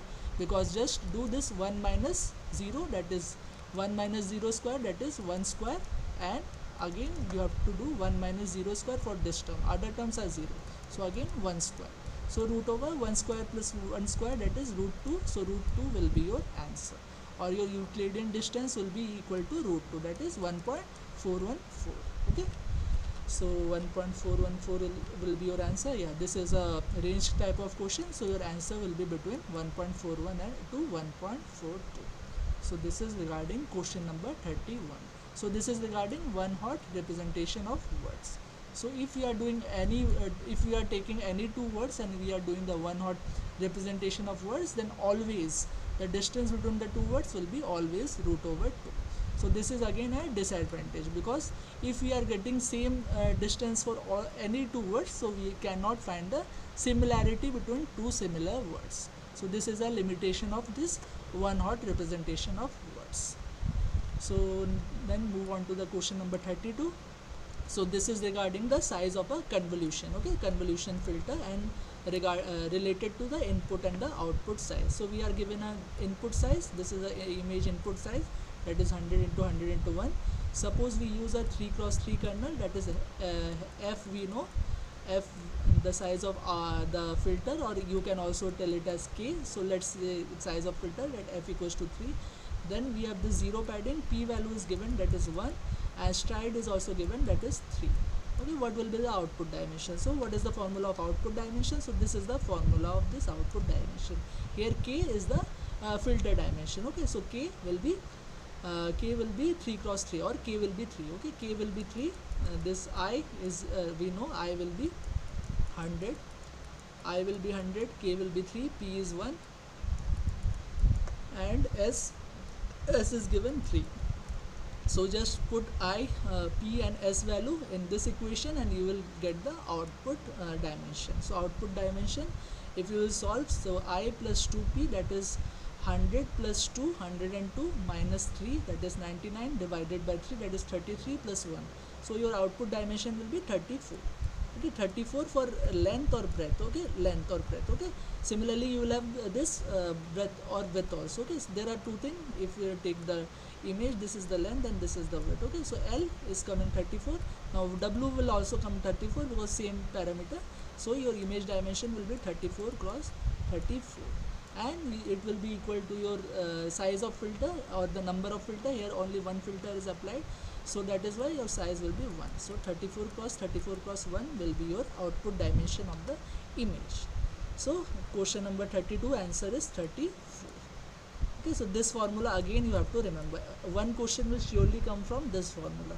Okay, because this is again a very important formula, that is the regarding input, output, and filter size. Okay, so this question is again very important. Now let's move on to the next question, that is consider an input image of 100 cross 100 cross 3. Suppose that we have this 10 kernel filters, each of size 1 cross 1 cross 1, zero padding, stride value 2. How many parameters are there? So if we are talking about parameters, so parameter in a convolution neural network is nothing but the size of filter. So here the size of filter we are using is 1 cross 1. Okay, so that means we have 1 cross 1 filters. Okay, now 1 cross 1, but you have to see how many number of filter are used, that is 10 filters we are used. So your parameter number of parameter will be 1 cross 1 cross 10, that means 10 number of parameters that will be in this CNN. Hello. 30, sir. 30, sir. Because the Yeah, depth is yeah, yeah, 3, yeah, no? yeah. So, sorry, depth is Depth is also 3. 3. Depth is also 3. So 1 cross 1 into 10. Yeah, into depth. Okay, depth, because yeah, filter we are using filter of size equal to depth of the image. So depth here is 3. So that is why 1 cross 1 cross 10, because 10 filters we are using, and also 3 you should consider. So 1 cross 1 into 10 into 3, that means 30 will be your answer. Okay, so please don't forget this. This is also very important. Into 3 we have to do, so that is why 30. So 1 cross 1 into 10 into 3, so 30 will be your total number of parameters. So option D is your correct answer. Okay, so this question is again very important. It is number of parameter in a convolutional neural network. So this question is also important, so please see this type of question. Now let's move on to the next question. This is the theory based question. Which of the following architecture has the highest number of layers? AlexNet, GoogleNet, ResNet, or VGG? So AlexNet, ResNet. yeah, ResNet has 152 layers. Okay, ResNet 152 has 152 number of layers. Again, this thing you have to keep in mind. AlexNet has 8 layers, VGG has this 16 layer, GoogleNet has 22 layers, and ResNet 152 has 152 layers. So this thing you please keep in mind. One theoretical question might come regarding this ImageNet architecture. Okay, so just see how many number of layers are there. when it is discovered like that, you can get an idea. When it is developed, so you will get a idea of this type of question. Okay, and also you can also see in the layers how many convolution layer and how many fully connected layers are there. So this thing you just keep in mind, one theoretical question might come from this ImageNet topic. Okay, so this is regarding question number 34. Now regarding question number 35, we construct a RNN. This is a question of RNN. So a text can have positive sentiment or negative sentiment. So output will have two classes. Suppose the dimension of one hot vector 100 cross 1. So that is the size of the input. Dimension of suppose the dimension of 100 cross 1 dimension of state, and hidden state has dimension 50 cross 1. So this is your input, this is your hidden, and this is your output. Okay, input has dimension how much, 100 cross 1. Okay, this has dimension 50 cross 1, and this has dimension 2 cross 1. Okay, and in RNN, this hidden state is also connected to another hidden state, so that is why dimension here is again 50 cross 1. Okay, so you just have to multiply the parameters, or sorry, to find the total number of parameter by seeing how the weights are connected. So if I go about input layer and the hidden layer, so we will have this 50 into 100 connection, that is 5000 connection. If I go from hidden to this output layer, then we have this 50 into 2, that is 100 connection. Okay, 100. And if I talk about hidden to hidden layer, then we have 50 into 50, that is 2500 connection. Okay, so just add it and we will get 7600 number of parameter. Okay, excluding the bias. Okay, don't include bias, so excluding the bias. Okay, so this is the this is the answer of this question. Okay, for 7600. Okay, so this is regarding question number 35. Now question number 36, this is regarding the problem of this RNN, that is we have this problem of vanishing and exploding gradient. Okay, so why we have this problem of vanishing and exploding gradient? Because whenever we will do the back propagation through time, we have to multiply many terms again and again. So that is why we have this problem of vanishing and exploding gradient. The problem of vanishing gradient is generally because of this sigmoid function. Okay, because we use the sigmoid function. So what is the maximum value of this differentiation of sigmoid function? That is 0.25. Okay, that is the maximum value. Now we are talking about del s20 by del s1. That means from t equals to 1 to t equals to 19, we have to multiply the terms. Okay, so if I multiply 0.25 19 number of times, that is 0.25 into 0.25 19 number of times, and regarding w dash is given, that is the weight of this the maximum eigenvalue will give us this w dash, and that is 0.9. So 0.9 into 0.25 19 times, and that will be 0.225 into 19 number of times, and that will be very extremely small or close to 0. So that is a practical example of a vanishing gradient problem. So option A is your correct answer. Okay, so that is this thing you have to remember. This is the theory behind this vanishing gradient problem. Okay, and this depends on two things. One is the w dash and one is the sigma dash. Okay, sigma dash we know maximum value is always 0.25. So how many number of times we just multiply it, our value will become very this del s20 by del s1 will become very small, and it will be closer to 0. So that is known as vanishing gradient problem in case of this RNN. Okay, so option A is your correct answer. Now let's move on to this question number 35. So which of the following formula for computing the output of a LSTM cell? So what is the output of the LSTM cell? This is the output of the LSTM cell. Don't say this is the formula of this LSTM cell. This is the formula of LSTM gate. Okay, output gate of LSTM. So LSTM, we have this output gate, we have this input gate, and we have this forward gate. Okay, so this is the formula of output gate. But when you multiply the output gate formula with the tan h of this cell state, then you will get the final output of the LSTM cell. So option D is your correct answer. So again, please just see, no need to like keep in mind or remember the full formula, but just see the concept of this output gate, forget gate, and input gate, okay, of this LSTMC.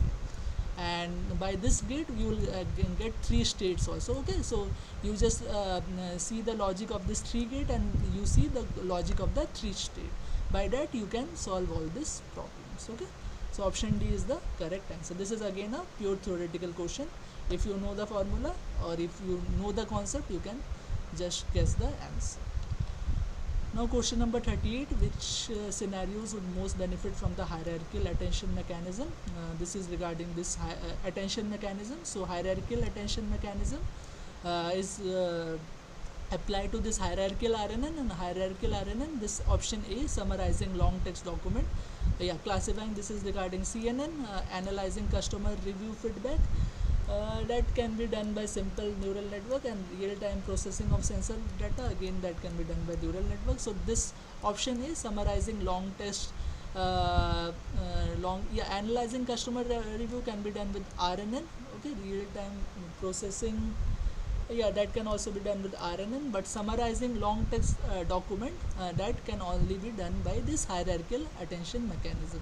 Because whenever we are talking about document, we have this two things: one is sentence and one is the whole document. So sentence comprise of words, okay. So you have to first apply this hierarchical attention to the word level to form a sentence. Then you have to apply this attention mechanism to the sentence level to form the whole document, okay. So option A, summarizing long text document, is the answer for this question, okay.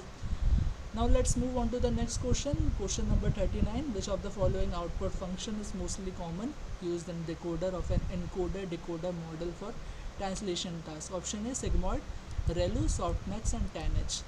So whenever we are talking mostly about RNN, so our encoder is generally what decoder does is this classification problem. And whenever we are talking about this classification problem, the output function we use in a classification problem is always a softmax. And if it is a regression problem, then the output function we use is a linear function, okay. So this is the difference between a classification and a regression problem. So the encoder decoder problem and decoder, we generally have this classification problem, so that is why we use this softmax for this encoder decoder for this output function of this encoder decoder translation task. Yeah, translation task is given, so that means the decoder, we will have a RNN and we will solve this classification problem. So option C is your correct answer, okay. So this is regarding this. Now let's move on to the last question. If we make this vocabulary for an encoder decoder, what will be the size of our vocabulary? So this is the sentence: convolution neural network excel at recognizing patterns and feature within images, enhancing object detection accuracy significantly, okay. So in this, how we can do this? First we have to do the process of tokenization. That means we have to convert the sentence into word, okay. And then what we have to do, we have to see, or we have to find the unique words. Do not have to we have to eliminate the repeated words. We have to only find the unique words. In this sentence you can see there are no words that are repeated. So your answer will be number of words here. So 1 2 3 16. 4 5 6 7 8 9 10 11 12 13 14 15 16. Yeah. Option D or 16 is the correct answer for this question, okay.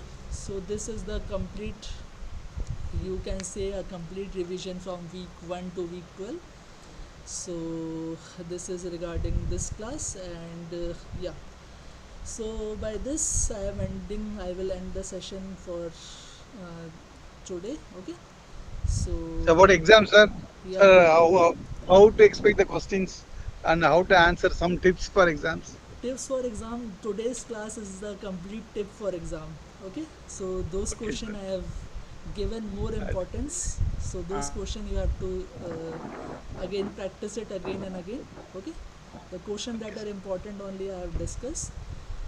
So good luck for your exams, okay. And I wish you all the Thank you, sir. success, Thank you, sir. Thank you for your wonderful suggestions. yeah, success and You know, happiness. And yeah, this below, this is my Google site. You can just contact me in case of any issues. So let me again show you this. Will I have be one helpful question. to, yeah, yeah, please. So can we get the PDFs for the whatever live sessions you are taking? Yeah, yeah, it is already in presentation Okay, format, right? okay, okay. Okay, sir. You know Thank the you. spreadsheet, right? Everyone know the spreadsheet, or anyone is there who does not know the spreadsheet? Everyone know, right, where to Yes, have the sir. spreadsheet? Yes, we know. Murthy, do you know where Gonna- to get the spreadsheet and where to get those video? No, I didn't try, sir. Okay, so let me show you how to show you. So just you open the swam portal. In the swam portal, at the below of week, you will see a option like live interaction session. Okay, you just click on it. You will get a spreadsheet, and this course was originally taken by 4 TAs, and I am the fourth TA. Okay, so you just scroll it down and you will get my content. I am Paul. You will get all the content, all the week videos from week 1 to week 12, as well as a presentation, as well as a folder containing all the presentation, as well as all the codes also. Okay, let me show you. Okay, okay. Yeah, let me show you. Thank you. Thank you So very much. yeah, so Oh, yeah, yeah. this is the uh, spreadsheet. So this link, let me give you this link. So anyone, if this was the case, anyone doesn't know this. Okay. Okay, sir. Thank you very much. So let me Excuse me, sir. give you this in the here also. So in case anyone is there who don't know this, it will be helpful to him. Okay. And second thing, yeah, what I want to show you is my website. So yeah, so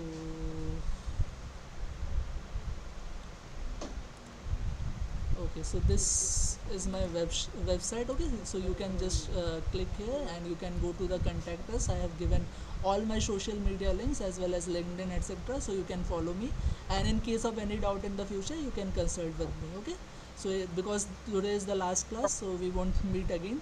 So for that, this is my website. I have given in the last page of this presentation, so you can just open that link and you can just connect with me over any social media platform. Okay, so this is regarding myself. Excuse Okay, me, sir. yeah, please. So How the questions will be of 100 marks, now, sir? question pattern, I don't know exactly, but I know that there will be no negative marking.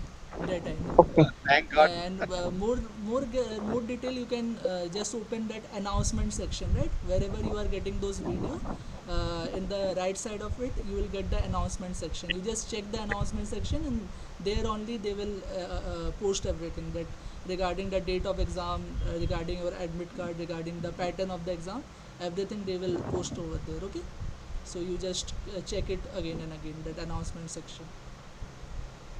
Sir, Those after the course is Yeah, yeah, completed, yeah. can we access the codes, whatever you have supplied in our PCMF Excel sheet?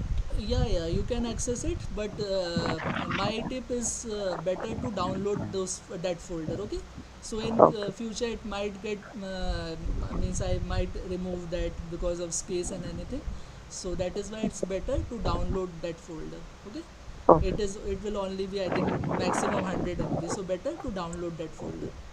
Okay. Download that NPTEL TA folder. Okay. Thank you, sir. Okay. The time constraints will be there for calculations and everything. Or how to, they are asking on No, the calculation will be easy. They will not give you a big calculation. That won't be the case. The calculation will be easy. So no problem for that. Sir, Okay. we have to carry the calculators. I think calculator is not online allowed. calculator. I am not sure, but again, Online calculator they are going to apply. Please refer to this this announcement section. Online. I think calculator is not allowed. What I know, but you can check over that announcement section. Okay. I think the problem will be simple. Okay, that there will be not a very big calculation. Okay, Okay. very simple calculation there only. So thanks for the wonderful session, sir. It's Yeah, really good actually. yeah. I Actually, came for it's your class. Accidentally, I came to the class, video class. First I didn't attend. Then okay, regularly I started attending. It okay. was really watching your session. It's good. No, it was also it was also a pleasure for me to be with you all for this week Thanks, sir. 12, Thanks. and Yeah. also for this extra session week 13. So Thanks, sir. Thanks for it's that. a wonderful journey, and I wish you all the best. Okay, Thank you, sir. everyone, Thank you. all the best. Okay, so by that I'm ending the session, not for today Thank you, but sir. for this whole semester. So okay, bye everyone. Yeah. Thanks, sir. All the best. Thank you, sir. Bye, sir. Okay, bye.